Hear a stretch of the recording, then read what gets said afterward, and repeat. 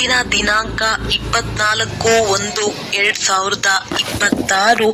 ಪ್ರಾರ್ಥ ಮುರುಳಿ ಬಾಪ್ತಾದ ಮಧುಬನ. ಮಧುರ ಮಕ್ಕಳೇ, ತಂದೆಯು ನಿಮಗೆ ಯಾವ ವಿದ್ಯೆಯನ್ನು ಓದಿಸುತ್ತಾರೆ ಅದನ್ನು ಬುದ್ಧಿಯಲ್ಲಿಟ್ಟುಕೊಂಡು ಎಲ್ಲರಿಗೂ ಓದಿಸಬೇಕಾಗಿದೆ. ಪ್ರತಿಯೊಬ್ಬರಿಗೆ ತಂದೆಯ ಮತ್ತು ಚಕ್ರದ ಪರಿಚಯ ಕೊಡಬೇಕಾಗಿದೆ. ಪ್ರಶ್ನೆ: ಆತ್ಮವು ಸತ್ಯಯುಗದಲ್ಲಿಯೂ ಪಾತ್ರವನ್ನಭಿನಯಿಸುತ್ತದೆ ಮತ್ತು ಕಲಿಯುಗದಲ್ಲಿಯೂ ಅಭಿನಯಿಸುತ್ತದೆ. ಆದರೆ ಅಂತರವೇನಾಗಿದೆ? ಉತ್ತರ: ಸತ್ಯಯುಗದಲ್ಲಿ ಆತ್ಮವು ಪಾತ್ರವನ್ನಭಿನಯಿಸಿದಾಗ ಅಲ್ಲಿ ಯಾವುದೇ ಪಾಪ ಕರ್ಮಗಳಾಗುವುದಿಲ್ಲ. ಅಲ್ಲಿ ಪ್ರತಿ ಕರ್ಮವು ಅಕರ್ಮವಾಗಿ ಬಿಡುತ್ತದೆ, ಏಕೆಂದರೆ ರಾವಣನಿರುವುದಿಲ್ಲ. ಮತ್ತೆ ಕಲಿಯುಗದಲ್ಲಿ ಪಾತ್ರವನ್ನಭಿನಯಿಸಿದಾಗ ಪ್ರತಿ ಕರ್ಮ ವಿಕರ್ಮ ಅಥವಾ ಪಾಪವಾಗಿ ಬಿಡುತ್ತದೆ, ಏಕೆಂದರೆ ಇಲ್ಲಿ ವಿಕಾರವಿದೆ. ನೀವೀಗ ಸಂಗಮದಲ್ಲಿದ್ದೀರಿ, ನಿಮಗೆ ಸಂಪೂರ್ಣ ಜ್ಞಾನವಿದೆ. ಓಂ ಶಾಂತಿ. ಇದನ್ನಂತೂ ಮಕ್ಕಳು ತಿಳಿದುಕೊಂಡಿದ್ದೀರಿ. ನಾವು ತಂದೆಯ ಸಮ್ಮುಖದಲ್ಲಿ ಕುಳಿತಿದ್ದೇವೆ. ತಂದೆಯೂ ಸಹ ತಿಳಿದುಕೊಂಡಿದ್ದಾರೆ. ಮಕ್ಕಳು ನನ್ನ ಸಮ್ಮುಖದಲ್ಲಿ ಕುಳಿತಿದ್ದಾರೆ. ಇದು ಸಹ ನಿಮಗೆ ತಿಳಿದಿದೆ. ತಂದೆಯು ನಮಗೆ ಶಿಕ್ಷಣ ಕೊಡುತ್ತಾರೆ. ಇದನ್ನು ಮತ್ತೆ ಅನ್ಯರಿಗೆ ಕೊಡಬೇಕಾಗಿದೆ. ಮೊಟ್ಟ ಮೊದಲು ತಂದೆಯ ಪರಿಚಯ ಕೊಡಬೇಕಾಗಿದೆ, ಏಕೆಂದರೆ ಎಲ್ಲರೂ ತಂದೆಯನ್ನು ಹಾಗೂ ತಂದೆಯ ಶಿಕ್ಷಣವನ್ನು ಮರೆತು ಬಿಟ್ಟಿದ್ದಾರೆ. ಈಗ ತಂದೆಯು ಯಾವ ವಿದ್ಯೆಯನ್ನು ಓದಿಸುತ್ತಾರೆಯೋ ಇದು ಪುನಃ 5000 ವರ್ಷಗಳ ನಂತರವೇ ಸಿಗುವುದು. ಈ ಜ್ಞಾನವು ಮತ್ಯಾರಿಗೂ ಇರುವುದಿಲ್ಲ. ಮುಖ್ಯವಾದುದು ತಂದೆಯ ಪರಿಚಯವಾಗಿದೆ. ಮತ್ತೆ ಇದನ್ನು ಸಹ ತಿಳಿಸಬೇಕು, ನಾವೆಲ್ಲರೂ ಸಹೋದರರಾಗಿದ್ದೇವೆ. ಇಡೀ ಪ್ರಪಂಚದ ಆತ್ಮರೆಲ್ಲರೂ ಪರಸ್ಪರ ಸಹೋದರರಾಗಿದ್ದೀರಿ. ಎಲ್ಲರೂ ತಮಗೆ ಸಿಕ್ಕಿರುವ ಪಾತ್ರವನ್ನು ಈ ಶರೀರದ ಮೂಲಕ ಅಭಿನಯಿಸುತ್ತಾರೆ.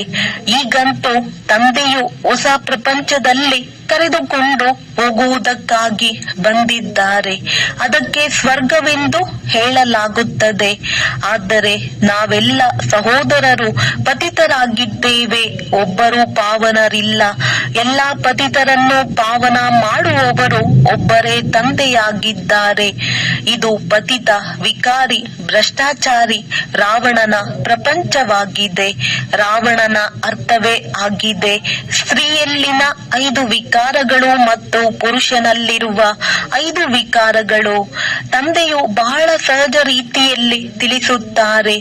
ನೀವು ಸಹ ಈ ರೀತಿ ತಿಳಿಸಬಹುದು ಅಂದಾಗ ಮೊಟ್ಟ ಮೊದಲಿಗೆ ನೀವು ಇದನ್ನು ತಿಳಿಸಿ, ಅವರು ನಾವಾತ್ಮರ ತಂದೆಯಾಗಿದ್ದಾರೆ, ನಾವೆಲ್ಲರೂ ಸಹೋದರರಾಗಿದ್ದೇವೆ, ಇದು ಸರಿಯೇ ಎಂದು ಕೇಳಿದ ಮೇಲೆ ನಾವೆಲ್ಲರೂ ಸಹೋದರರಾಗಿದ್ದೇವೆ ಎಂಬುದನ್ನು ಬರೆಯುವುದಕ್ಕೆ ಹೇಳಿ. ನನ್ನ ತಂದೆಯು ಒಬ್ಬರೇ ಆಗಿದ್ದಾರೆ. ಅವರು ನಮ್ಮೆಲ್ಲರ ಪರಮಾತ್ಮನಾಗಿದ್ದಾರೆ. ಅವರಿಗೆ ತಂದೆ ಎಂದು ಹೇಳಲಾಗುತ್ತದೆ. ಇದನ್ನು ಪಕ್ಕಾ ಬುದ್ಧಿಯಲ್ಲಿ ಕೂರಿಸಿ. ಆಗ ಸರ್ವವ್ಯಾಪಿಯ ಮಾತು ಮೊದಲು ಅವರ ಬುದ್ಧಿಯಿಂದ ಹೊರಟು ಹೋಗಲಿ. ಮೊದಲು ತಂದೆಯ ಬಗ್ಗೆ ಓದಬೇಕಾಗಿದೆ. ಆದ್ದರಿಂದ ತಿಳಿಸಿ, ಇದನ್ನು ಕುಳಿತು ಚೆನ್ನಾಗಿ ಬರೆಯಿರಿ. ಮೊದಲು ಸರ್ವವ್ಯಾಪಿ ಎಂದು ಹೇಳುತ್ತಿದ್ದೆವು, ಈಗ ತಿಳಿದುಕೊಂಡಿದ್ದೇನೆ ತಂದೆಯು ಸರ್ವವ್ಯಾಪಿಯಲ್ಲ, ನಾವೆಲ್ಲರೂ ಸಹೋದರರಾಗಿದ್ದೇವೆ. ಎಲ್ಲ ಆತ್ಮರೂ ಸಹ ಪರಮಪಿತ ಪರಮಾತ್ಮ ಎಂದು ಹೇಳುತ್ತಾರೆ. ಅಂದಾಗ ಮೊದಲು ಈ ನಿಶ್ಚಯವನ್ನು ಕುಳ್ಳರಿಸಬೇಕು. ನಾವಾತ್ಮರಾಗಿದ್ದೇವೆ, ಪರಮಾತ್ಮನಲ್ಲ. ನಮ್ಮಲ್ಲಿ ಪರಮಾತ್ಮನು ವ್ಯಾಪಕನಾಗಿಲ್ಲ. ಎಲ್ಲರಲ್ಲಿ ಆತ್ಮವು ವ್ಯಾಪಕವಾಗಿದೆ. ಆತ್ಮವು ಶರೀರದ ಆಧಾರದಿಂದ ಪಾತ್ರವನ್ನಭಿನಯಿಸುತ್ತದೆ. ಇದನ್ನು ಪಕ್ಕಾ ಮಾಡಿಸಿ. ಮತ್ತೆ ತಿಳಿಸಿ ಆ ತಂದೆಯು ಸೃಷ್ಟಿಯ ಆದಿ ಮಧ್ಯ ಅಂತ್ಯದ ಜ್ಞಾನವನ್ನು ತಿಳಿಸುತ್ತಾರೆ. ಈ ಸೃಷ್ಟಿ ಚಕ್ರದ ಆಯುಸ್ಸು ಎಷ್ಟೆಂಬುದನ್ನು ಮತ್ಯಾರು ತಿಳಿದುಕೊಂಡಿಲ್ಲ. ತಂದೆಯೇ ಶಿಕ್ಷಕನ ರೂಪದಲ್ಲಿ ಕುಳಿತುಕೊಂಡು ತಿಳಿಸುತ್ತಾರೆ. ಲಕ್ಷಾಂತರ ವರ್ಷಗಳ ಮಾತಿಲ್ಲ. ಈ ಚಕ್ರವು ಅನಾದಿ ನಿಖರವಾಗಿ ಮಾಡಲ್ಪಟ್ಟಿದೆ. ಇದನ್ನು ಅರಿತುಕೊಳ್ಳಬೇಕಾಗಿದೆ. ಸತ್ಯ ತ್ರೇತಾಯುಗವು ಕಳೆಯಿತು.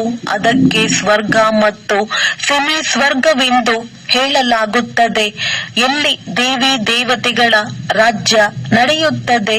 ಸತ್ಯಯುಗದಲ್ಲಿ 16 ಕಲೆಗಳು, ತ್ರೇತಾದಲ್ಲಿ 14 ಕಲೆಗಳಿರುತ್ತವೆ. ನಿಧಾನವಾಗಿ ಕಲೆಗಳು ಕಡಿಮೆಯಾಗುತ್ತಾ ಹೋಗುತ್ತವೆ. ಪ್ರಪಂಚವು ಅವಶ್ಯವಾಗಿ ಹಳೆಯದಾಗುತ್ತದೆ ಎಲ್ಲವೇ. ಸತ್ಯಯುಗದ ಪ್ರಭಾವವು ಬಹಳ ದೊಡ್ಡದಾಗಿದೆ. ಹೆಸರೇ ಆಗಿದೆ ಸ್ವರ್ಗ, ಹೆವೆನ್, ಹೊಸ ಪ್ರಪಂಚ. ಅದರ ಮಹಿಮೆಯನ್ನೇ ಮಾಡಬೇಕಾಗಿದೆ. ಹೊಸ ಪ್ರಪಂಚದಲ್ಲಿ ಒಂದು ಆದಿ ಸನಾತನ ದೇವಿ ದೇವತಾ ಧರ್ಮವಿರುತ್ತದೆ. ಹೀಗೆ ಮೊದಲು ತಂದೆಯ ಪರಿಚಯ, ನಂತರ ಚಕ್ರದ ಪರಿಚಯ ಕೊಡಬೇಕಾಗಿದೆ. ನಿಶ್ಚಯ ಮಾಡಿಸುವುದಕ್ಕಾಗಿ ಚಿತ್ರಗಳು ನಿಮ್ಮ ಬಳಿ ಇದೆ. ಈ ಸೃಷ್ಟಿ ಚಕ್ರವು ಸುತ್ತುತ್ತಿರುತ್ತದೆ. ಸತ್ಯಯುಗದಲ್ಲಿ ಲಕ್ಷ್ಮೀನಾರಾಯಣರ ರಾಜ್ಯವಿತ್ತು.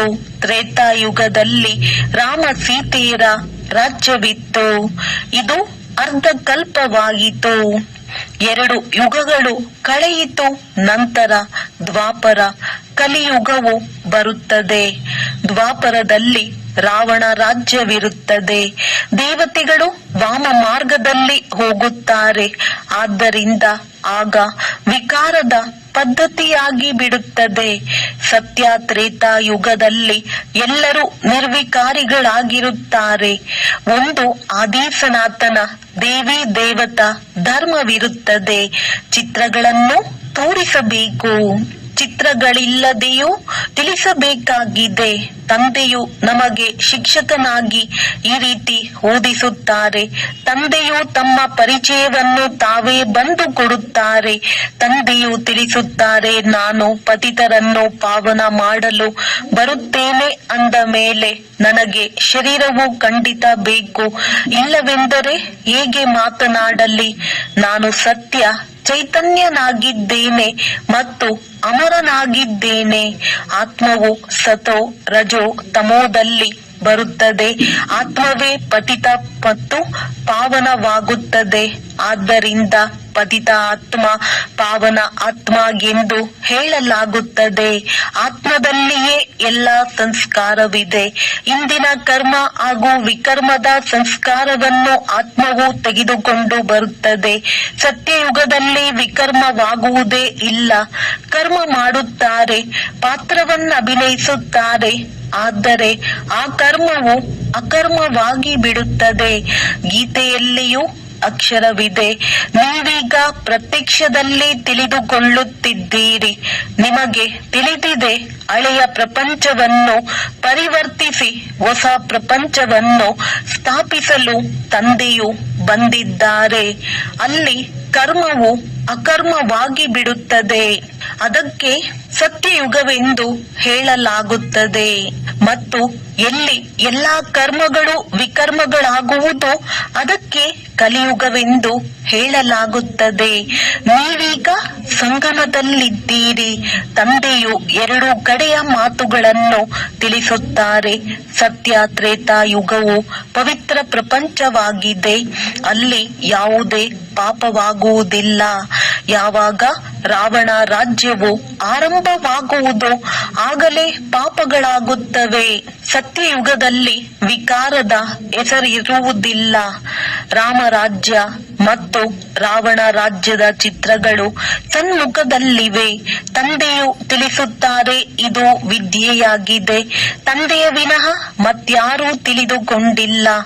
ಈ ವಿದ್ಯೆಯು ನಿಮ್ಮ ಬುದ್ಧಿಯಲ್ಲಿರಬೇಕು. ಇದರಿಂದ ತಂದೆಯ ನೆನಪು ಬರುತ್ತದೆ. ಚಕ್ರವು ಬುದ್ಧಿಯಲ್ಲಿ ಬಂದು ಬಿಡುತ್ತದೆ.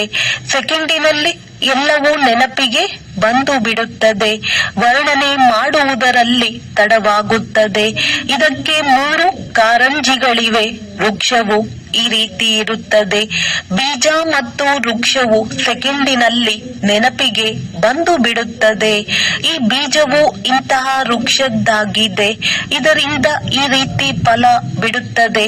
ಈ ಬೇಅದ್ದಿನ ಮನುಷ್ಯ ಸೃಷ್ಟಿ ರೂಪಿ ವೃಕ್ಷವು ಹೇಗಿದೆ ಎಂಬುದರ ರಹಸ್ಯವನ್ನು ನೀವು ತಿಳಿಸುತ್ತೀರಿ. ಮಕ್ಕಳಿಗೆ ಎಲ್ಲವನ್ನೂ ತಿಳಿಸಿದ್ದಾರೆ. ಅರ್ಧಕಲ್ಪ ಹೇಗೆ ರಾಜ್ಯ ನಡೆಯುತ್ತದೆ, ನಂತರ ರಾವಣ ರಾಜ್ಯವಾದಾಗ ಸತ್ಯ ತ್ರೇತ ಯುಗವಾಸಿಗಳೇ ದ್ವಾಪರ ವಾಸಿಗಳಾಗುತ್ತಾರೆ. ವೃಕ್ಷವು ವೃದ್ಧಿ ಹೊಂದುತ್ತಿರುತ್ತದೆ. ಅರ್ಧಕಲ್ಪದ ನಂತರ ರಾವಣ ರಾಜ್ಯವಾಗುತ್ತದೆ. ವಿಕಾರಿಗಳಾಗಿ ಬಿಡುತ್ತಾರೆ. ತಂದೆಯಿಂದ ಯಾವ ಆಸ್ತಿಯು ಸಿಕ್ಕಿತು ಅದು ಅರ್ಧಕಲ್ಪ ನಡೆಯಿತು. ಜ್ಞಾನವನ್ನು ತಿಳಿಸಿ ಆಸ್ತಿಯನ್ನು ಕೊಟ್ಟರು. ಆ ಪ್ರಾರಬ್ಧವನ್ನು ಭೋಗಿಸಿದ್ದೀರಿ. ಅರ್ಥಾತ್ ಸತ್ಯ ತ್ರೇತಾಯುಗದಲ್ಲಿ ಸುಖ ಪಡೆದಿರಿ. ಅದಕ್ಕೆ ಸುಖಧಾಮ ಸತ್ಯಯುಗವೆಂದು ಹೇಳಲಾಗುತ್ತದೆ. ಅಲ್ಲಿ ದುಃಖವಿರುವುದೇ ಇಲ್ಲ. ತಂದೆಯು ಎಷ್ಟು ಸಹಜವಾಗಿ ತಿಳಿಸುತ್ತಾರೆ. ಒಬ್ಬರಿಗೆ ತಿಳಿಸುತ್ತೀರೋ ಅಥವಾ ಅನೇಕರಿಗೆ ತಿಳಿಸುತ್ತೀರೋ ಆಗ ಅವರು ತಿಳಿದುಕೊಳ್ಳುತ್ತಿದ್ದಾರೆ.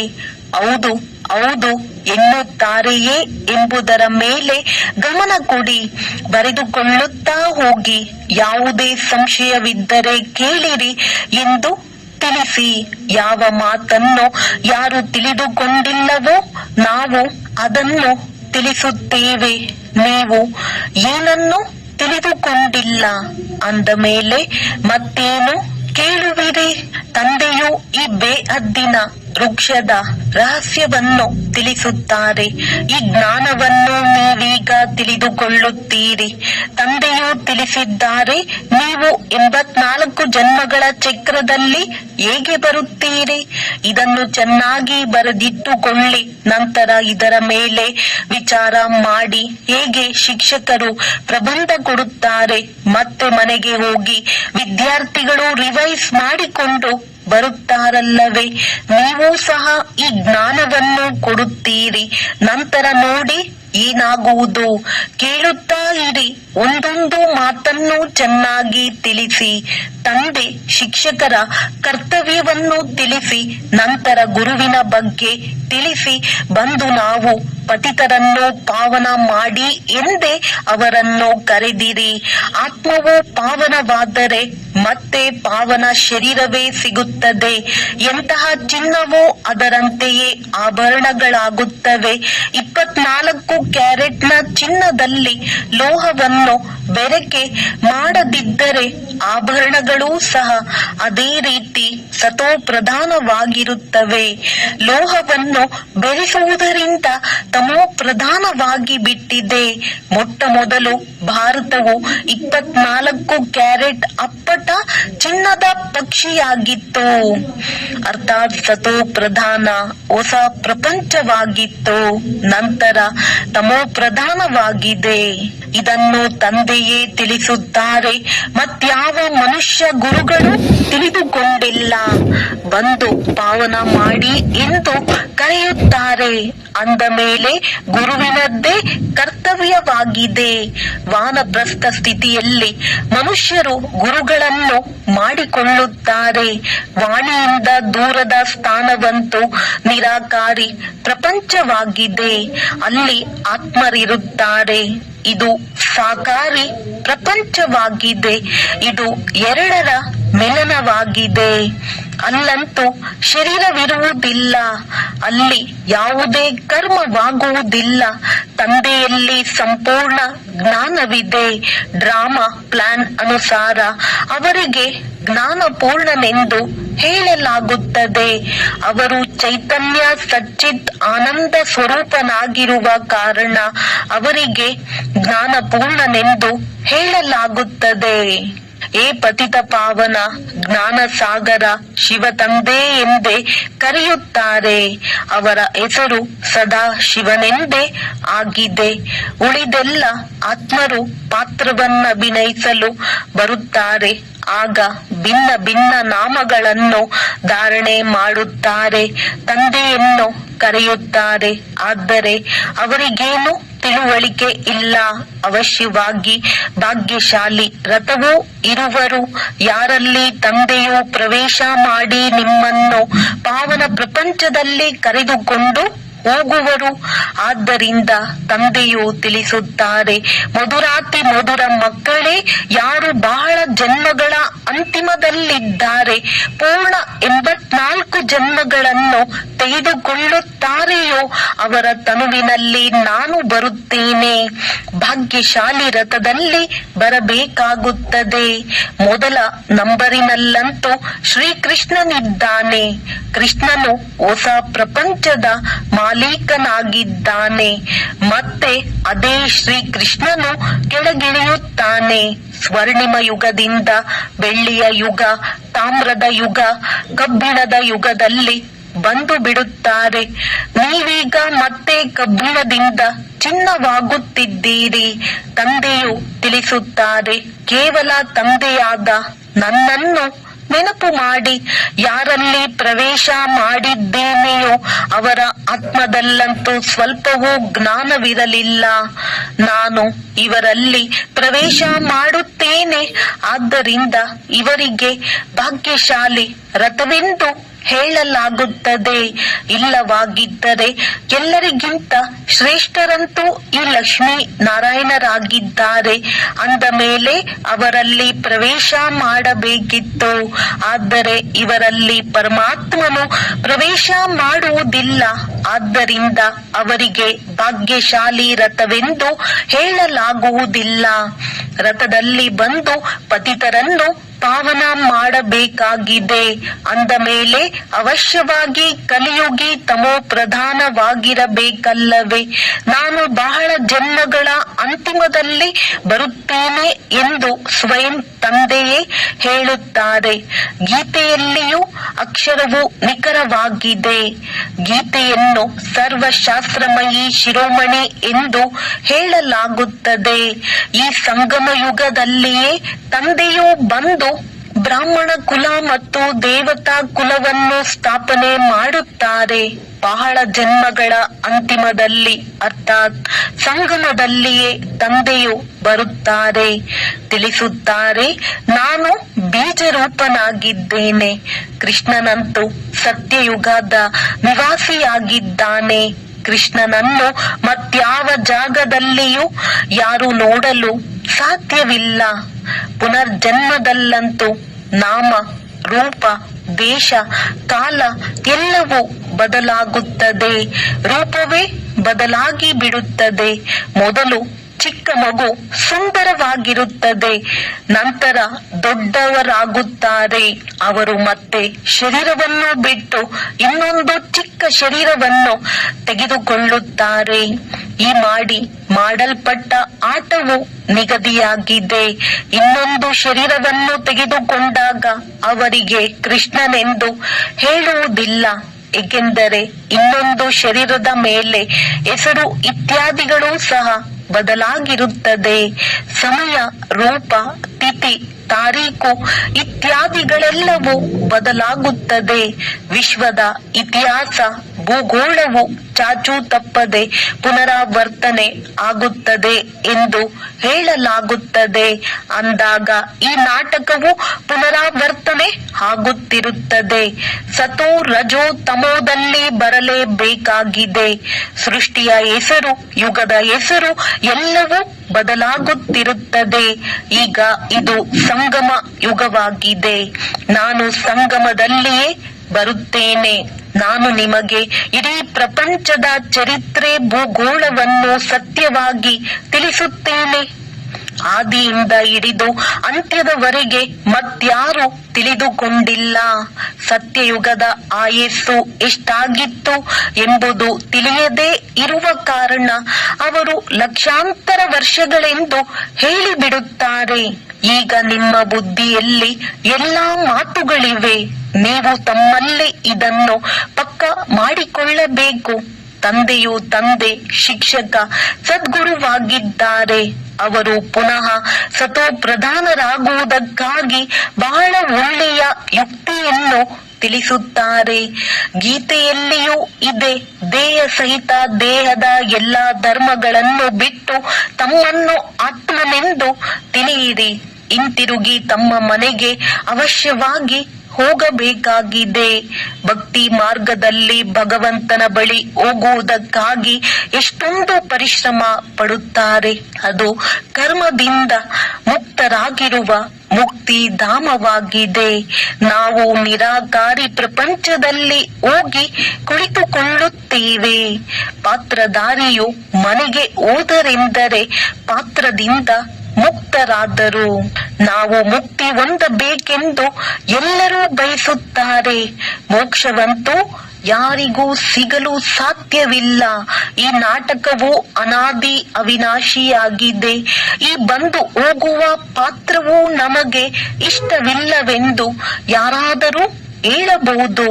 ಆದರೆ ಇದರಲ್ಲಿ ಯಾರೇನೂ ಮಾಡಲು ಸಾಧ್ಯವಿಲ್ಲ. ಈ ಅನಾದಿ ನಾಟಕವು ಮಾಡಲ್ಪಟ್ಟಿದೆ. ಯಾರೊಬ್ಬರೂ ಮೋಕ್ಷವನ್ನು ಹೊಂದಲು ಸಾಧ್ಯವಿಲ್ಲ. ಅವೆಲ್ಲವೂ ಅನೇಕ ಪ್ರಕಾರದ ಮನುಷ್ಯ ಮತಗಳಾಗಿವೆ. ಇದು ಶ್ರೇಷ್ಠರನ್ನಾಗಿ ಮಾಡಲು ಶ್ರೀಮತವಾಗಿದೆ. ಮನುಷ್ಯರಿಗೆ ಶ್ರೇಷ್ಠರೆಂದು ಹೇಳುವುದಿಲ್ಲ. ದೇವತೆಗಳಿಗೆ ಹೇಳಲಾಗುತ್ತದೆ.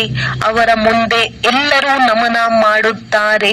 ಅಂದ ಮೇಲೆ ಅವರು ಶ್ರೇಷ್ಠರಾದರಲ್ಲವೇ? ಕೃಷ್ಣ ದೇವತೆಯು ವೈಕುಂಠದ ರಾಜಕುಮಾರನಾಗಿದ್ದಾರೆ. ಅವರು ಇಲ್ಲಿಗೆ ಹೇಗೆ ಬರುವರು? ಕೃಷ್ಣನು ಗೀತೆಯನ್ನು ತಿಳಿಸಲಿಲ್ಲ. ಶಿವನ ಮುಂದೆ ಹೋಗಿ ನಮಗೆ ಮುಕ್ತಿ ಕೊಡಿ ಎಂದು ಹೇಳುತ್ತಾರೆ. ಅವರು ಎಂದು ಜೀವನ್ಮುಕ್ತ ಅಥವಾ ಜೀವನ ಬಂಧನದಲ್ಲಿ ಬರುವುದಿಲ್ಲ. ಆದ್ದರಿಂದ ನಮಗೆ ಮುಕ್ತಿ ಕೊಡಿ ಎಂದು ಅವರನ್ನೇ ಕೇಳುತ್ತಾರೆ. ಜೀವನ್ಮುಕ್ತಿಯನ್ನು ಅವರೇ ಕೊಡುತ್ತಾರೆ. ಒಳ್ಳೆಯದು. ಮಧುರಾತಿ ಮಧುರ ಅಗಲಿ ಹೋಗಿ ಮರಳಿ ಸಿಕ್ಕಿರುವ ಮಕ್ಕಳ ಪ್ರತಿ ಮಾತ್ಪಿತಾ ಬಾಪ್ ತಾದಾರವರ ನೆನಪು, ಪ್ರೀತಿ ಹಾಗೂ ಸುಪ್ರಭಾತ. ಆತ್ಮಿಕ ಮಕ್ಕಳಿಗೆ ಆತ್ಮಿಕ ತಂದೆಯ ನಮಸ್ತೆ. ಧಾರಣೆಗಾಗಿ ಮುಖ್ಯ ಸಾರ. ನಾವೆಲ್ಲರೂ ಆತ್ಮರೂಪದಲ್ಲಿ ಸಹೋದರರಾಗಿದ್ದೇವೆ. ಈ ಪಾಠವನ್ನು ಪಕ್ಕಾ ಮಾಡಿಕೊಳ್ಳಬೇಕು ಮತ್ತು ಮಾಡಿಸಬೇಕಾಗಿದೆ. ತನ್ನ ಸಂಸ್ಕಾರಗಳನ್ನು ನೆನಪಿನಿಂದ ಸಂಪೂರ್ಣ ಪಾವನ ಮಾಡಿಕೊಳ್ಳಬೇಕಾಗಿದೆ. ಎರಡನೆಯದು, 24 ಕ್ಯಾರೆಟ್ನ ಸತ್ಯ ಚಿನ್ನ ಸತೋ ಪ್ರಧಾನ ಆಗಲು ಕರ್ಮ ಅಕರ್ಮ ವಿಕರ್ಮದ ಗುಹ್ಯ ಗತಿಯನ್ನು ಬುದ್ಧಿಯಲ್ಲಿಟ್ಟುಕೊಂಡು ಈಗ ಯಾವುದೇ ವಿಕರ್ಮ ಮಾಡಬಾರದು. ವರದಾನ: ಗಾಬರಿಯಾಗುವ ನೃತ್ಯವನ್ನು ಬಿಟ್ಟು ಸದಾ ಖುಷಿಯ ನೃತ್ಯವನ್ನು ಮಾಡುವಂತಹ ಮಾಸ್ಟರ್ ಜ್ಞಾನಪೂರ್ಣ ಭವ. ಯಾವ ಮಕ್ಕಳು ಮಾಸ್ಟರ್ ಜ್ಞಾನಪೂರ್ಣರಾಗಿದ್ದಾರೆ ಅವರೆಂದಿಗೂ ಗಾಬರಿಯಾಗುವ ನೃತ್ಯವನ್ನು ಮಾಡಲು ಸಾಧ್ಯವಿಲ್ಲ. ಸೆಕೆಂಡಿನಲ್ಲಿ ಏಣಿಯನ್ನಿಳಿಯುವುದು, ಸೆಕೆಂಡಿನಲ್ಲಿ ಹತ್ತುವ ಸಂಸ್ಕಾರವನ್ನೀಗ ಪರಿವರ್ತನೆ ಮಾಡಿಕೊಳ್ಳುತ್ತೀರೆಂದರೆ ತೀವ್ರಗತಿಯಲ್ಲಿ ಹೋಗುವಿರಿ. ಇದಕ್ಕಾಗಿ ಕೇವಲ ಸಿಕ್ಕಿರುವ ಅಧಿಕಾರ, ಜ್ಞಾನ, ಪರಿವಾರದ ಸಹಯೋಗವನ್ನು ಉಪಯೋಗ ಮಾಡಿರಿ. ತಂದೆಯ ಕೈಯಲ್ಲಿ ಶ್ರೀಮತ ಕೈ ಕೊಟ್ಟು ನಡೆಯುತ್ತೀರೆಂದರೆ ಖುಷಿಯ ನೃತ್ಯವನ್ನು ಮಾಡುತ್ತಾ ಇರುತ್ತೀರಿ. ಗಾಬರಿಯಾಗುವ ನೃತ್ಯವಾಗಲು ಸಾಧ್ಯವಿಲ್ಲ. ಆದರೆ ಯಾವಾಗ ಮಾಯೆಯ ಕೈಯನ್ನು ಮನ್ಮತ ಪರಮತ ಹಿಡಿಯುವಿರೆಂದರೆ ಅದೇ ಗಾಬರಿಯಾಗುವ ನೃತ್ಯವಾಗುವುದು. ಸ್ಲೋಗನ್: ಯಾರ ಸಂಕಲ್ಪ ಮತ್ತು ಕರ್ಮವು ಮಹಾನ್ ಆಗಿದೆಯೋ ಅವರೇ ಮಾಸ್ಟರ್ ಸರ್ವಶಕ್ತಿವಂತ ಆಗಿದ್ದಾರೆ. ಅವ್ಯಕ್ತ ಸೂಚನೆಗಳು. ಈ ಅವ್ಯಕ್ತ ಮಾಸದಲ್ಲಿ ಬಂಧನ ಮುಕ್ತರಾಗಿ ಜೀವನ್ಮುಕ್ತ ಸ್ಥಿತಿಯ ಅನುಭವ ಮಾಡಿರಿ.